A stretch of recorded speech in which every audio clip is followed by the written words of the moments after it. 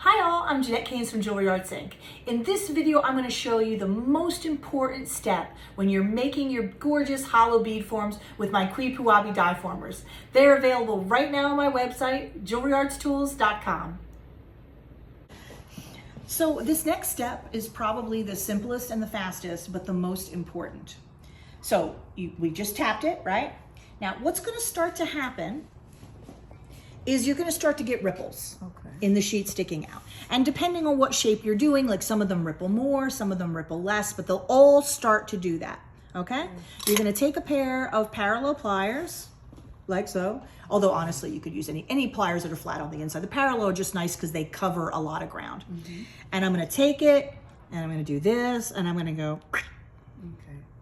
As always, you don't have to make the dumb sound effect if you don't want, but I find it extremely helpful for remembering what to do, okay? You know, here, all sides. This, okay? It's not important that this whole thing become perfectly flat. It's not about that. It's just getting rid of the ripples, because what happens is this. If you leave the ripples go and you do a few rounds, eventually those ripples will form like a pleat. And you can't get it out. Like, good luck getting it out. You can't. You know what I mean? Like, it'll travel inward, and eventually it'll double over.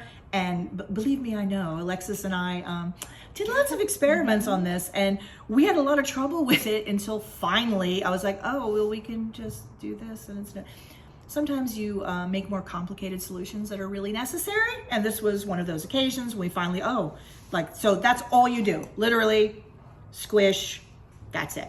Okay, then you anneal, and then we're going to do it again. We're going to like tap, tap, tap, squish, squish, anneal. And it's just, okay, tap, tap, squish, squish, anneal. And we're going to do that a few rounds, and then I'll show you how you know when you're done, because that's an important thing to know.